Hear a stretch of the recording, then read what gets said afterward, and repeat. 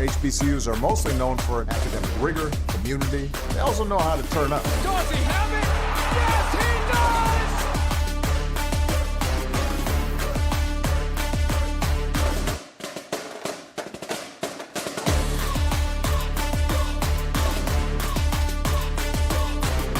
And that might be the knockout punch.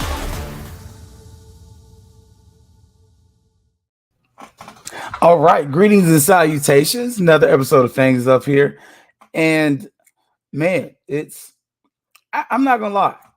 This has been the week or the weekend that just kept on giving, especially if you're a FAMU fan. Like, you can't deny Ed Reed was a gift because he hid what was otherwise a pretty piss poor weekend in the world of FAMU athletics. I'm just saying, like, appreciate it, Ed, because otherwise y'all have been talking about the basketball team. But if you don't talk about it, I would. Before we started, big shout out HBCU Digital Network. This is home. Also, Herb Stewart, the Black Techies. Also, if you missed Herb Stewart's basketball spaces on Friday, you missed a treat. He gave you a warning that Alcorn's pretty good. Like, this team does not suck. And they didn't suck. And I mean, this trip to the great state of Mississippi may not be as great as some of you like it to be. And that's cool. But at the same point, let's keep it a whole bean. The team ain't that good. So, I mean, you know, it kind of is what it is. But today, what we're going to talk about, we're going to talk about a little bit of FAMU football. You get another one. Like, and this is a point. At this point, you can't deny. Right? One emphasis. Recruiting is huge. And it is what it is. I mean, forgive me for looking to the left there. Had to pull up his tennis results. Also, FAMU tennis. Got to talk about that. Kind of see, like, it hadn't been a good weekend. Like, a lot of slipping going on. Obviously, women's and men's basketball. Yeah, bro. I don't even know what to tell you. Like, I don't know what to tell you. So, that being started, let's start off on the high note. And that's the FAMU men's football team. Whatever, women's football team. But we got FAMU recruiting has been stupid. It's been crazy. And it's been a great, I want to say experience, but it's been good to watch. And we got another commitment. And this commitment is Yannick. First name, we're going to start with Yannick. I believe the last name is like Ungulade or Ungulade. But he's from Waldorf, Maryland. He's a transfer from the University of Buffalo. He's a freshman. And 6'5", 270. And I continually harp on this as far as recruiting goes. When we look at where we should go facilities-wise, I think the MAC is where you're looking. Look at the comparable schools in the MAC, the Mid-American Conference, and notice that those schools' stadiums are not far from Bragg. But also notice their attendance is trash. Right? The only thing they have above us is that they're FBS, FAMU's FCS. And they get a lot of Florida recruits. That should be your starting ground for facilities. The stadium's already there. The basketball arena is there. What about the other facilities? Because I feel like if you can overcome that gap, you'll start getting some of these students off the first round. And he's coming as a freshman, a transfer freshman. So got 3 or 4 years of eligibility left. That might be a good look. I'm just saying, as a fan, it's nice because you're seeing how important that offensive line is. A place that, as I mentioned, that was going to be a place that was very important for us. And we needed that. We need that growth. We need that development. Last year, the offensive line was a place where we were lucky because you were able to move people around. But by season's end, really you were leaning on true freshmen and transfer students to carry your team. I think you're going to have additional depth. I do anticipate another transfer or two just because you're bringing in players. Somebody's got to go. And I think it's going to be, well, by the time we get to the orange and green game, I think it's going to be fun. I think it's going to be exciting. So I'm going to leave it at that. Also, FAMU tennis. And I started out with the winning sport, and I'm finishing with the losers.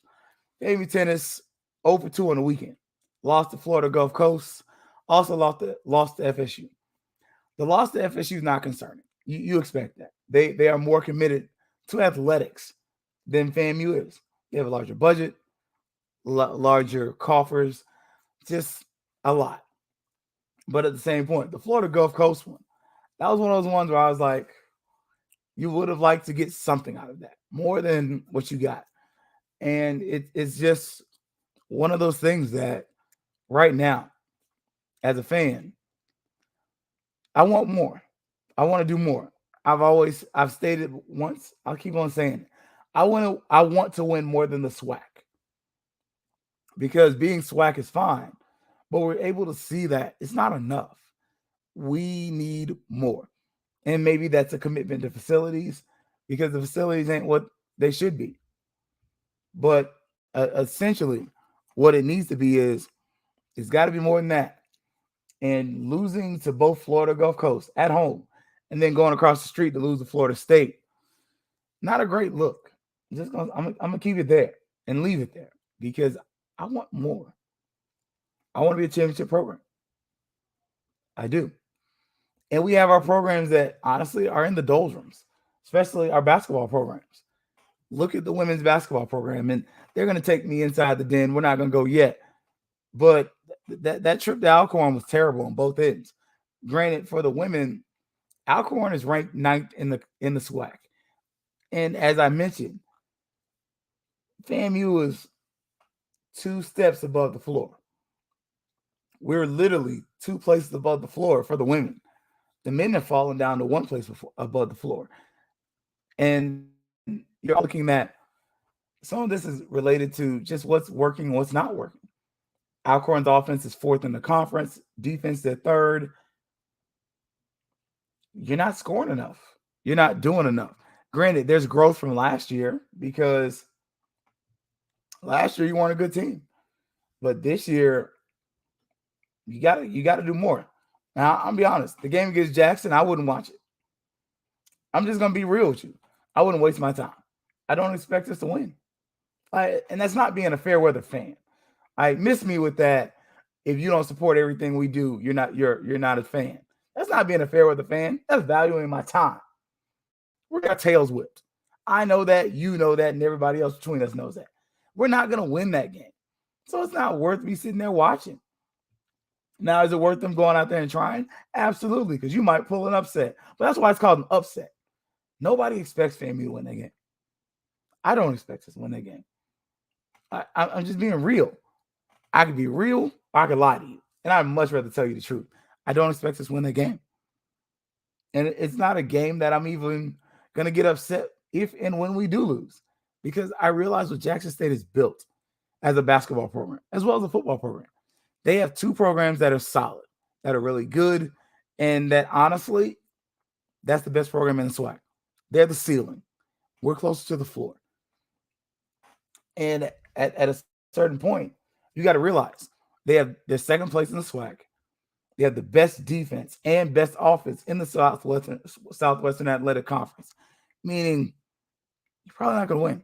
Statistically, the numbers are not in your favor. But let's do a little self-scouting to kind of see why. Overall, FAMU is currently in 10th place, the women's team.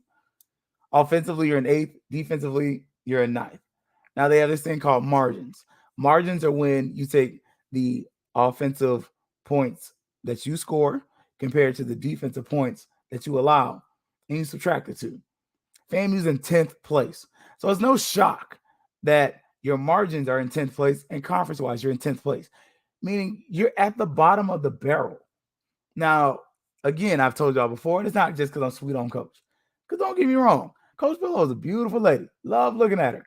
But I also give her the grace and the understanding that this is truly her 2nd year. And this is a completely new team. And I've seen un poquito bit of growth. That being stated, I need more. I need 5 wins. I told y'all before the season started, if FAMU hit 10 wins for the season, I was going to be whistling Dixie. Look away, look away, look away. I'm just saying, like, I would literally be happy because last year you had 4.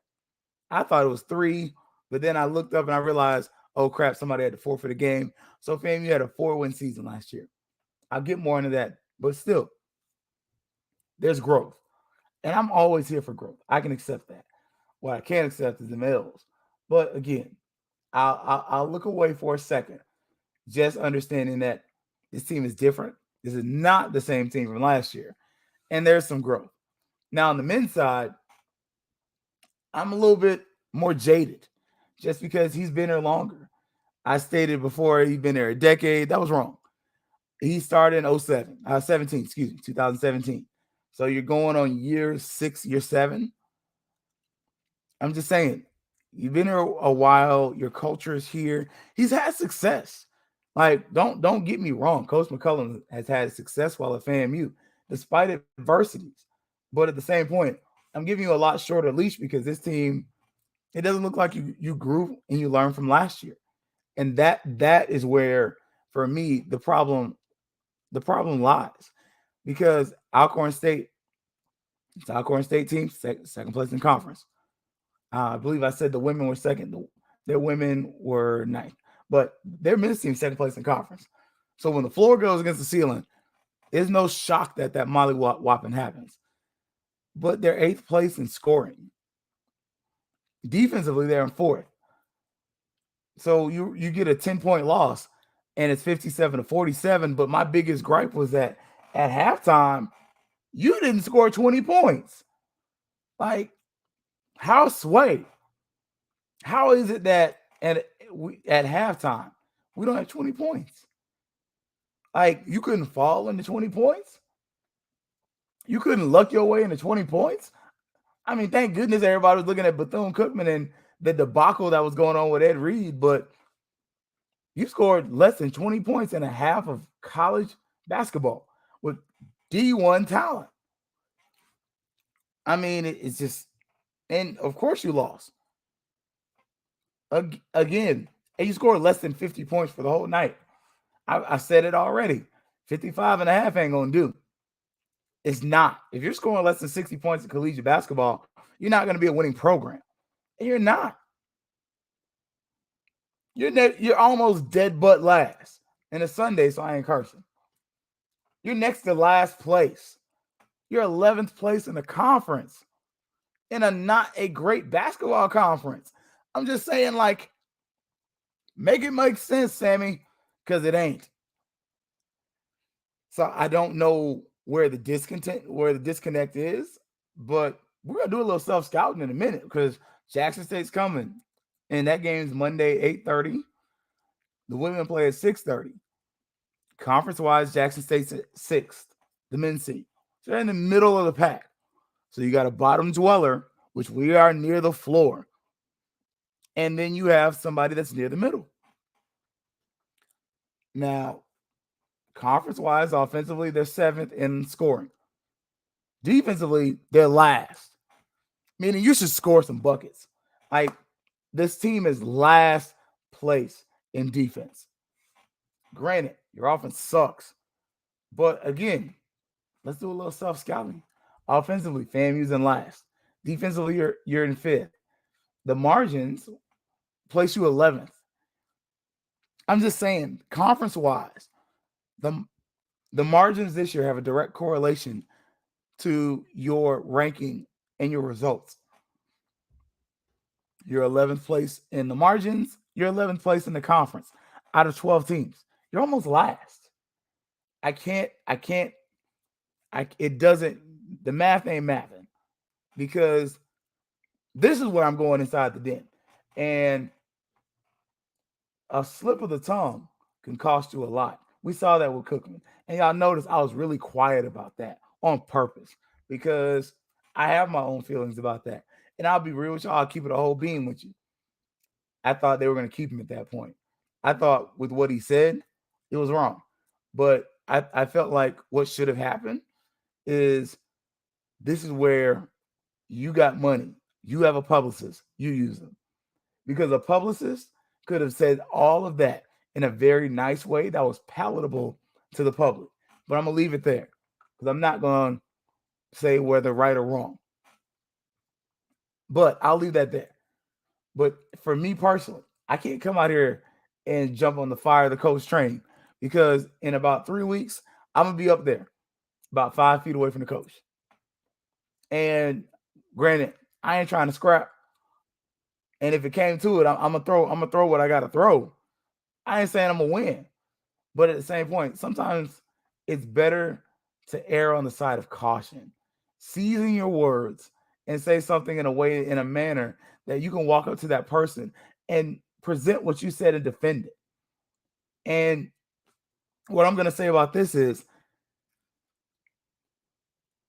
I'm careful about what I say. I told you, I joke about Coach Pillow all the time. You know, I tell y'all she look nice. She's a beautiful lady because she is, and she does.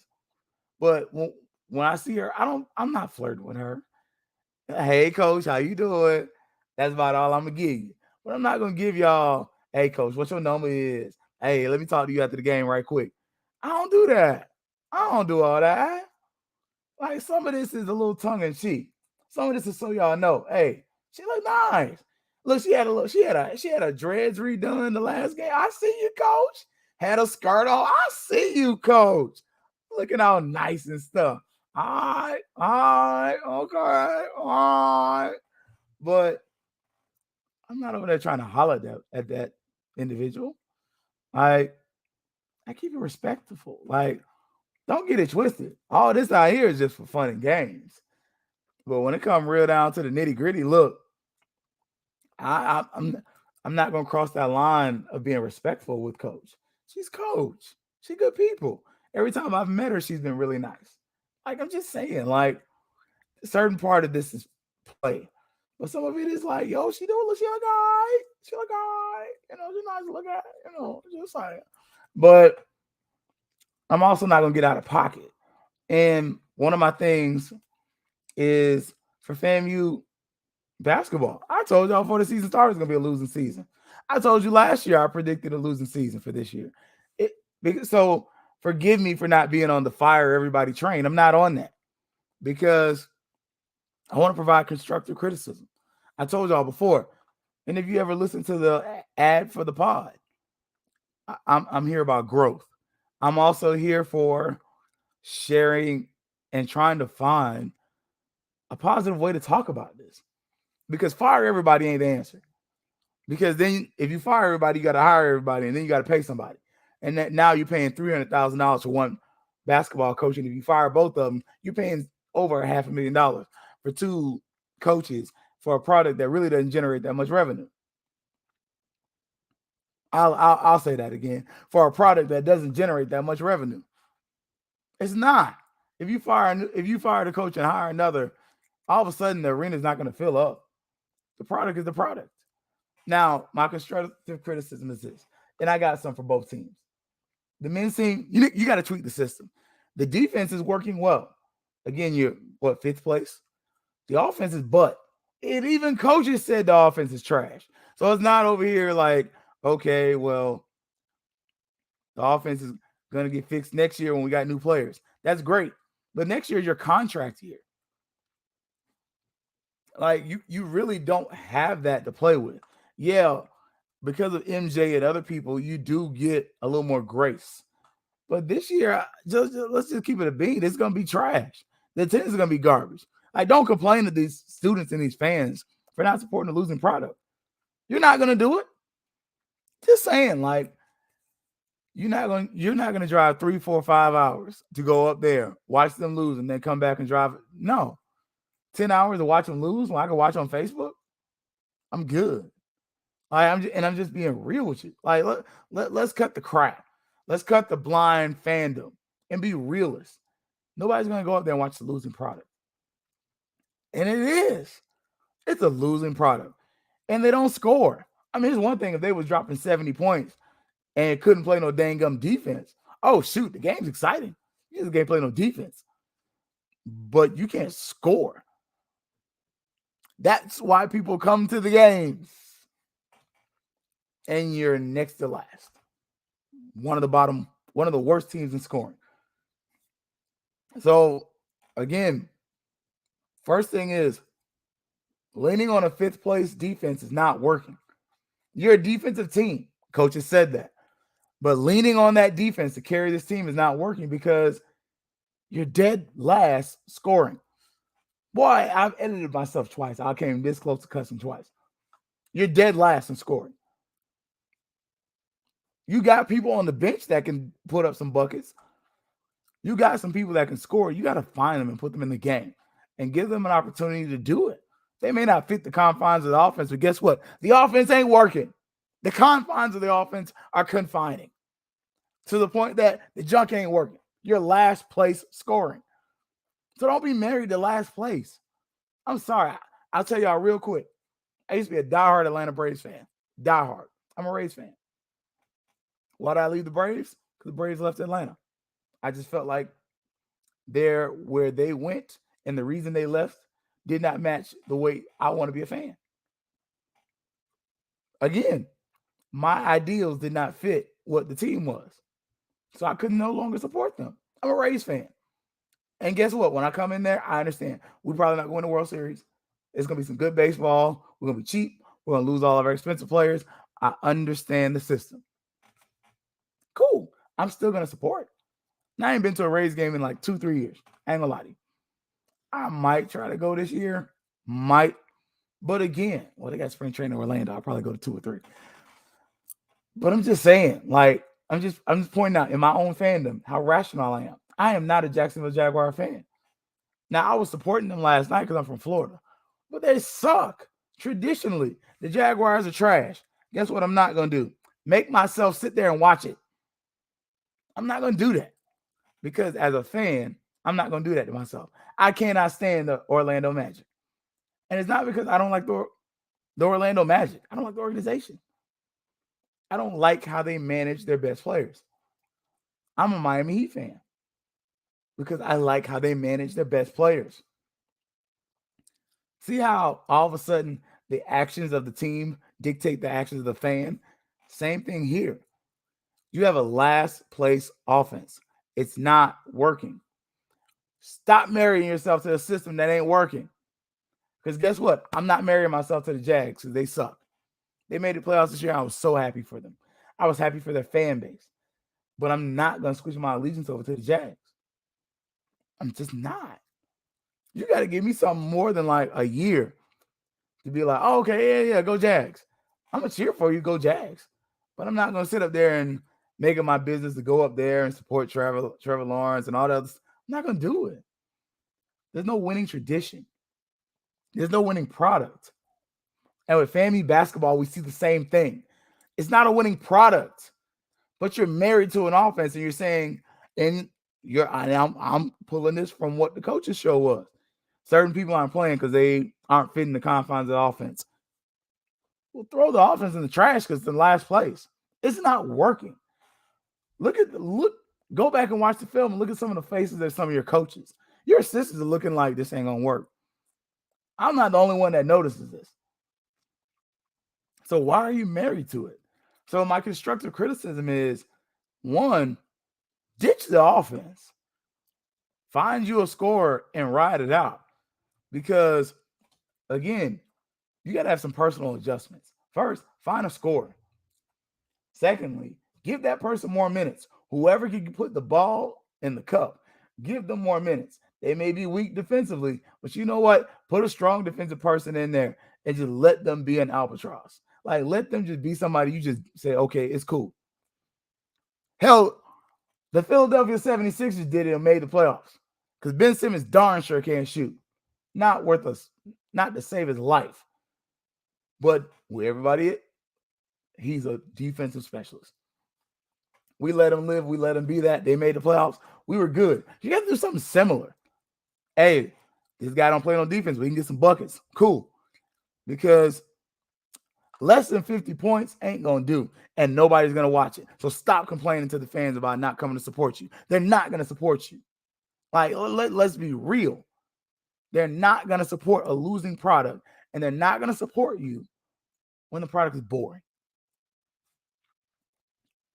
And as much as those students deserve better, they're not going to get better, because even though they deserve it, now you're looking at a cost time analysis. Is that 3-4 hours I'm going to spend watching this product worth me sitting there and watching it, knowing we're going to lose, over me doing something else I want to do? For me, the answer is not always.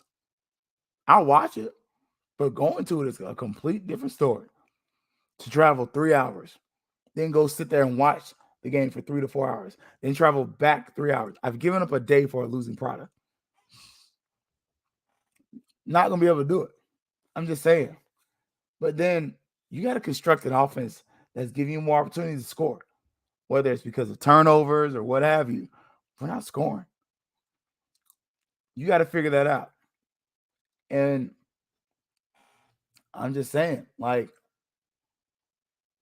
look at last year.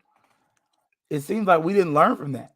You had a ball-dominant guard who really was your primary scorer, followed by a couple other guys that were good scorers. But you had one dude. MJ was the guy.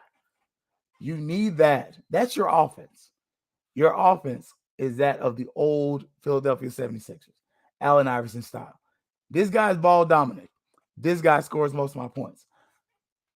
The rest of you guys are pips. I hate to say it. MJ was Gladys.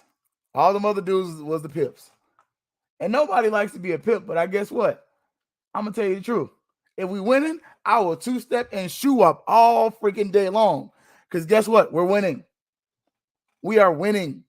But if you losing, I ain't going to pip for you. I ain't pipping for nobody. I ain't pipping if my first name was Scotty. I'm not pipping.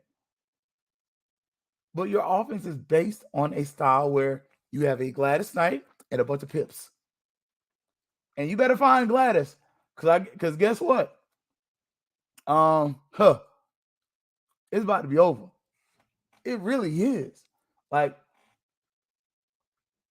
it's about to be over.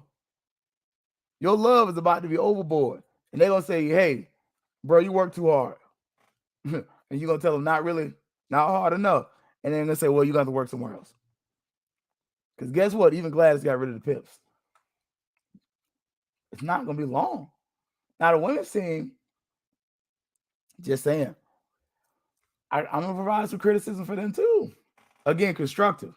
Before I get to what y'all want me to say. FAMU has almost as many wins as we had last year. If we're being real, FAMU has as many wins as they had last year at this point in the season. Now, we have 4 wins last year, but one of those was a game that was forfeited. But straight up wins, FAMU had 3 wins last year. Right now, we have 3 wins. I'm just saying, you got as many wins this year as you did last year, unless you count the forfeited game from last year, which gave you 4. So I see growth because I see the roster flip. But beyond that, we're looking for a little more. I'm just being honest. I need a little more. I'm a Coach Pillow fan, and I'm a bit of a Coach Pillow stan. And I told y'all it ain't because she's just cute. Some of it is because she's really going on her 3rd year, really 2nd year. Now on the flip side, again, the reason the leash is a little short on the other side is you're going on your 7, 6, 7 years. You've been here. You know what it is. Yeah, you got some bad hands dealt to you, but you're in year 6 or 7. She's in year 3. In an honest year 2. So keep tweaking the system. Because granted, that game against Alcorn was not as close to the men's final score. But at halftime, you're down 2 points. Halftime, the men were not that close. I mean, let's call it spade a spade. Keep tweaking the system. Like, I can see where you're continuing to search and to find and to look for things. You're searching. I can deal with you searching. I really can. I'm fine with that. But it's got to improve. It has to be more than that. because offensively, you're near the bottom. Like offensively last year, you were 11th. I'm just saying. Like this year, offensively, it ain't great, but you're 10th. It's one place better. So sorry, 8th. 3 places better. There's growth. That's not me trying to sell a spot for Coach Pillow, but defensively, you were 10th last year. Near the bottom, one of the worst in the conference. This year, you're a lot higher than that. You're not 10th in margins last year. Right now, you're 11th. So, in areas of growth, there are some, but there are some other areas of regression, and it's got to improve. But again, this is your first year with a new team, and it's got to. I got to give you that last year. I got to give you next year, and the consideration that a lot of these players might come back to see what you truly are going to turn into, because next year's D-Day. If you are a family basketball coach, next year is D-Day, because next year is the contract year. The contracts expire in 24.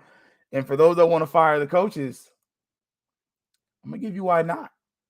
Why don't you just fire them right away? The cost.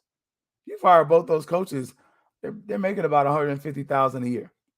That's $300,000 in dead money that you're going to then add to another coach. And you got to pay them at least close to 100 and something, if not that 150.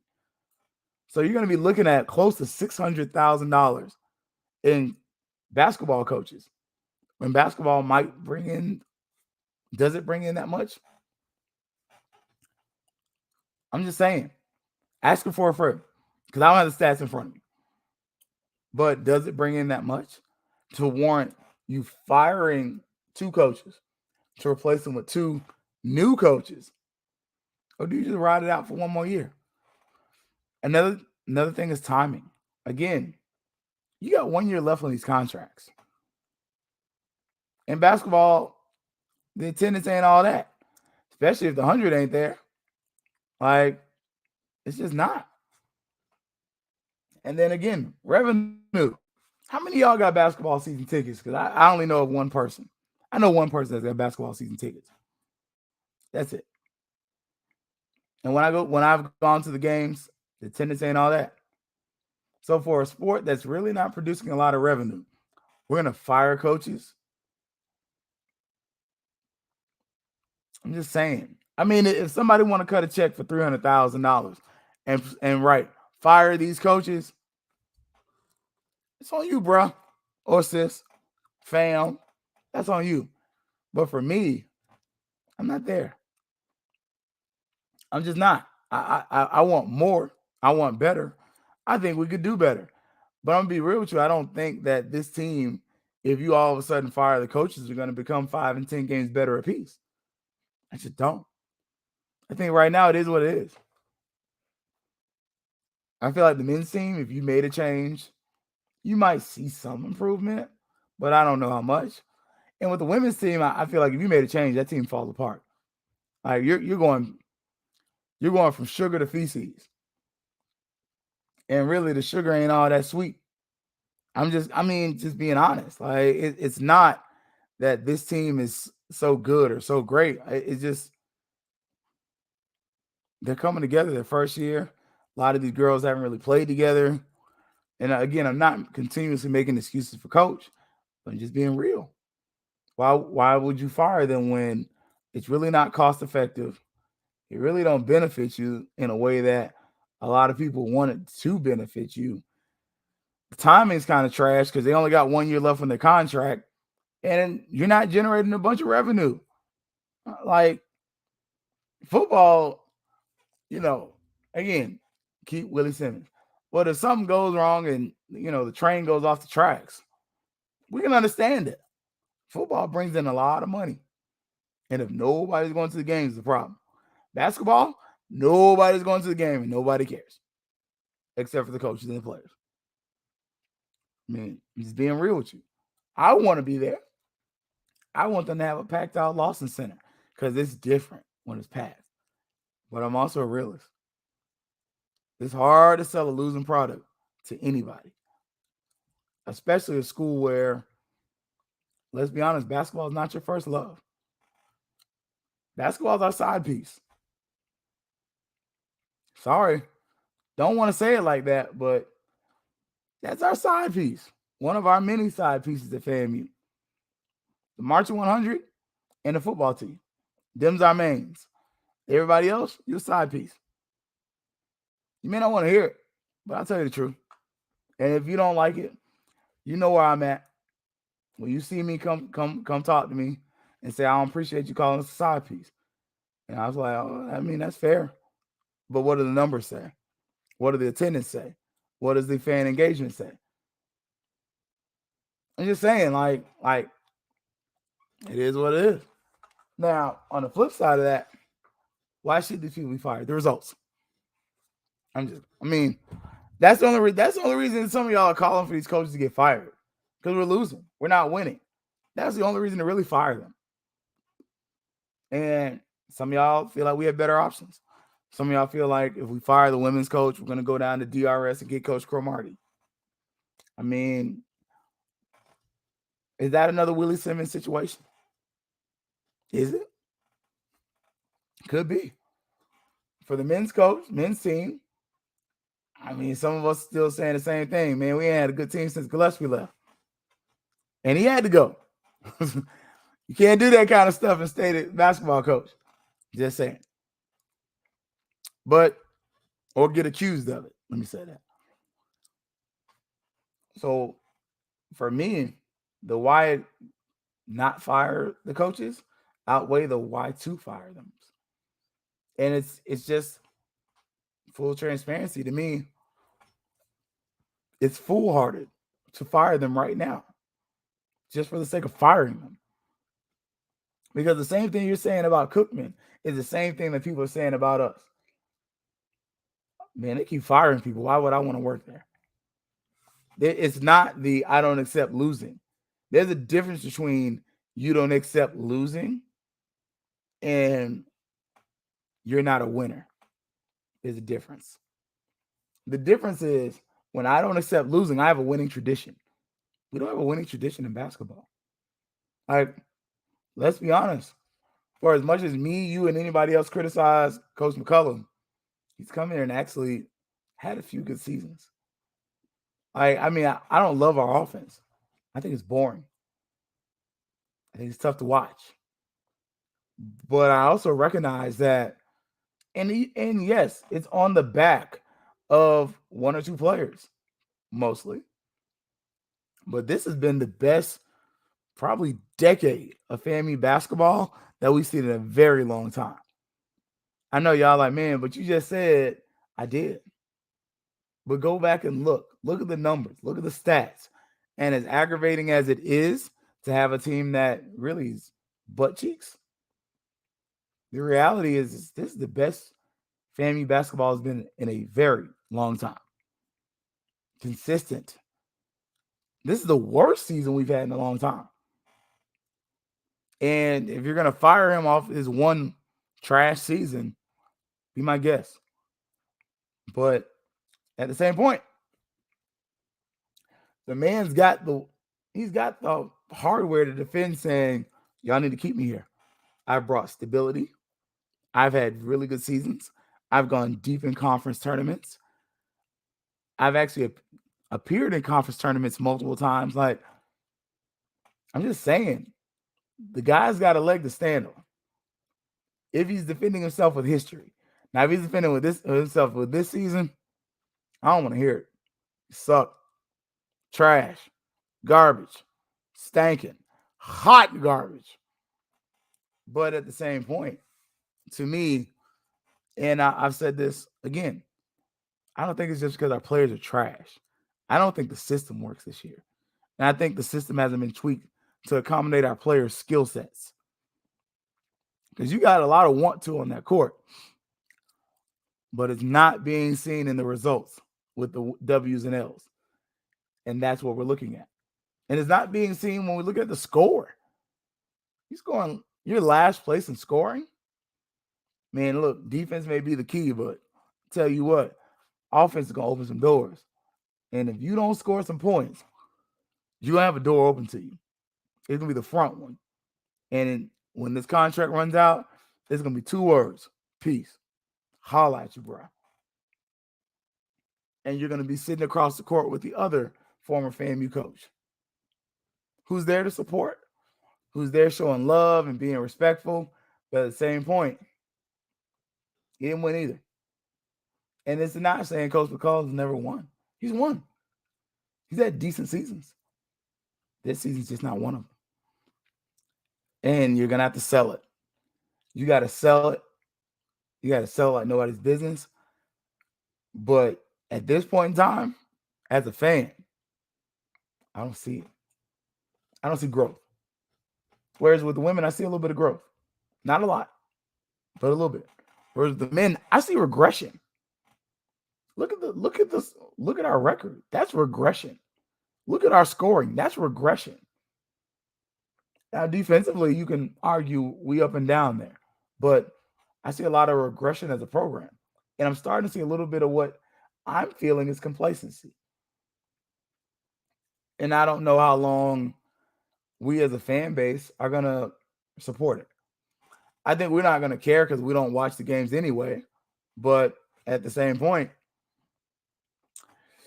yeah, it is kind of one of those areas where if you're going to let basketball fall off, you're missing a chance to make a little bit of coin.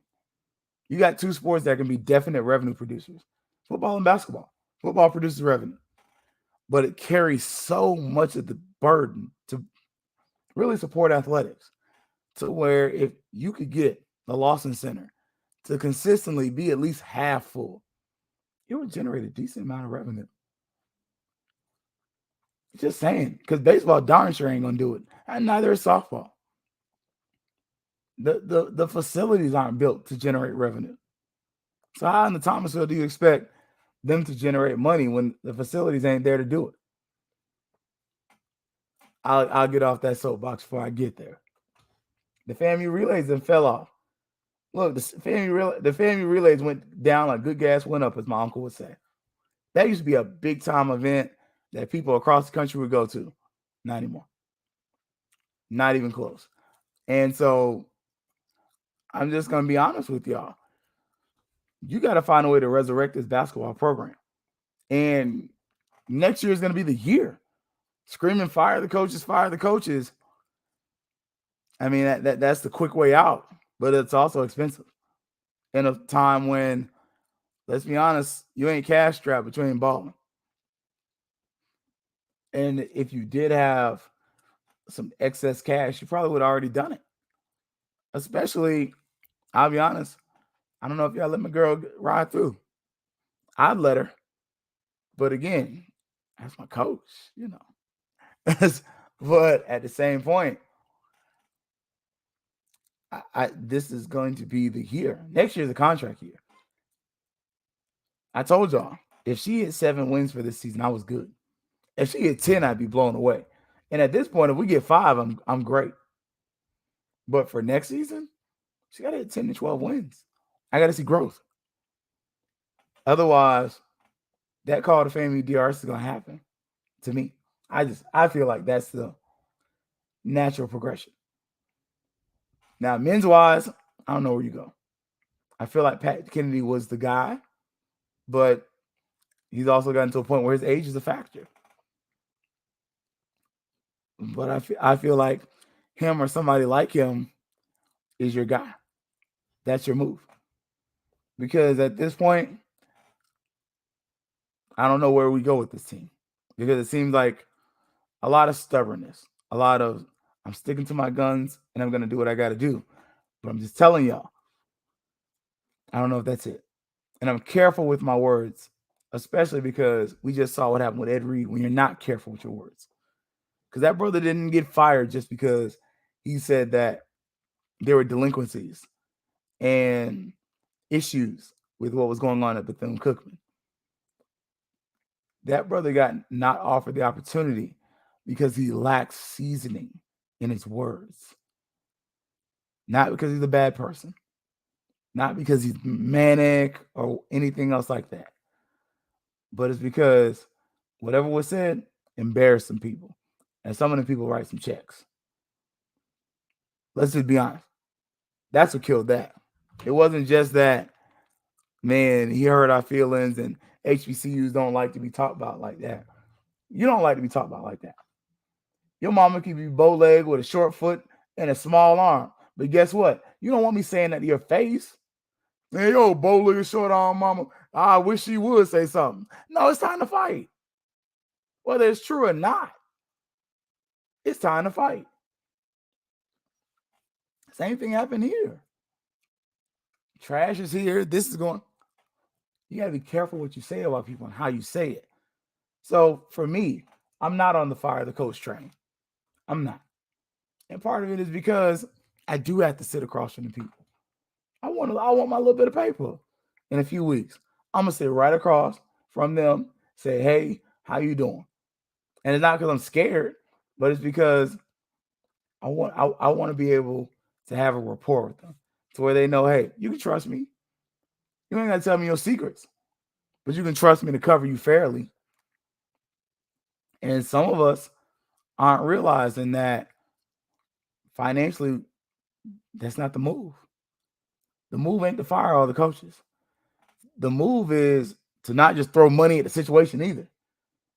The move is, hey, coach, you got to find a solution that's equitable to where you're at. And then come back and ask alumni for more. Because if you're winning, we'll give you more. Look at Willie Simmons. Coach goes to the 2020 club for this or that, and I'm sure he's strategic in what he asked for. But how many times has he just been told no? Opposed to, oh, we may not be able to afford it, but we'll get you what we can. It's a marathon, not a sprint. And if you're expecting things to change overnight, it's not going to happen. I had a conversation with one of my best friends, and we were talking about the coaches, and he was real. He said, you know what? If I was a big money booster, I wouldn't buy them out unless I was guaranteed we're making the tournament. I'm like, dang. I didn't think about it like that. But it had merit. If I'm going to write a $300,000 check, we need to make the tournament. Because if I'm writing a $300,000 check to get rid of both coaches and we get similar results, I wasted my money. I could have waited a year and let the contract run out. And they know.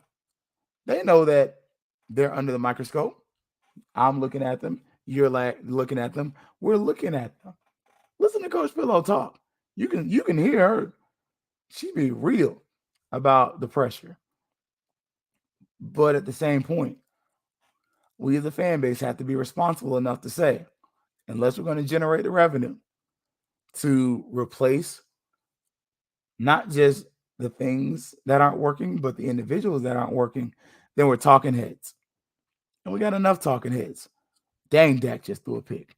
That's terrible. That's what I'm doing early. I'm trying to watch Cowboys, see if Marquise Bell get out there. But it's just terrible. Like you can't expect the university to do something you wouldn't do. You would not put yourself in a financial bind or financial constraints just to look cute, especially when the results aren't going to be that different. And if the results are going to be the same, then what's the purpose? And what's the point? You might as well just ride that thing out for another year and be cool. And that's likely what's going to happen. Don't get mad. Don't get upset with Tiffany Don Sykes for not firing the coaches. It's a budgetary thing. But trust and believe, I'm pretty sure there is going to be understood. Next year, y'all going to make some tournaments. Otherwise, she's going to have a short list. And if I'm her, I have a short list. I have a short list for multiple sports. I have a list for football. I have a list for basketball. I got a list for baseball. Just saying, because Coach Shoop is getting older. And he's doing it by himself. Eventually, you're gonna get tired. Coach Simmons already making 300,000+. You got to bump him up, and eventually, you're gonna get priced out because it's gonna get closer and closer to a $500,000 contract. Eventually, you're not gonna be able to afford it. Basketball wise, it is what it is. You see it. You see it. Both of them are losing. Not very likely you're gonna want to bring them back. Even if I love looking at Coach, even if I love interacting with Coach, the facts are the facts. And while they may hurt your feelings in the moment, appreciate that I'm willing to tell you the truth. I love you enough to tell you the truth. If some things don't change, and if some winning don't happen, some of those seats are gonna be filled by somebody else. So that's the show today, y'all. Man, I ran long, but I just kind of wanted to be there. Like, not gonna lie to y'all. Again, I touched on the Ed Reed just long enough for me to say I touched it, but I really didn't go into detail. I'm not gonna tell you how to think about that because whether you're for it or against it, that's your opinion. I know for me, I have my own, but I also feel like some things could have been done differently on all ends. But that's, again, two things can be true at the same time. That's one thing I've learned in the past year. So that being stated, though, thank you to HBCU Digital Network. This is home. Thank you for supporting me. Thank you. As y'all see, I've been trying to work on the pipes. I'm going to warm them up because we're about to do another film. So we're going to get 2 for 1 today. I'm doing the Thursday show tonight, too. So if you see the shirt again, it's not because I didn't wash my clothes. It's because we're doing a double recording today. But also, shout out to Herb Stewart. Herb and Dr. Cavill, and I know Dr. Cavill is not on HBCU Digital Network, but man, those guys proved to be a wealth of knowledge. I just sat in and listened. I didn't even talk in the last space. I was just listening and soaking up game because, those folks were sharing so much, and they were informative, and they know what they're talking about when it comes to HBCU basketball. I mean, Dr. Cavill said, don't sleep on that Alcorn basketball team. And yeah, we found out the hard way. Also, check out the Black Techies. As y'all see, new phone. We got the iPhone 14. Appreciate it, Herb. I listen to my cohorts and those who know more than me because that's how I learn. Also, lastly, thank y'all for listening, y'all. It's been a wonderful year. We have finished our first year of Fangs Up. We're officially actually in season 2 already. If you haven't noticed, if you're checking online, if you haven't already, like and subscribe on Facebook and on YouTube. Also, check it out. Y'all know the live stream goes up on the Twitter page as well as the Facebook page. And share with your friends. Let them know what we're doing. Let them know we talk nice about FAMU as much as possible. Every once in a while, we talk greasy. But I do try to keep it a little bit lighter and try to keep y'all abreast as the most up-to-date things going on with the university. So, as always, y'all, this is HBCU Network's own Fangs Up podcast. And as always, it's going to be Fangs Up. Yeah, baby, you know what time it is. Now let's get it started. Are you kidding me? Unreal. While our HBCUs are mostly known for academic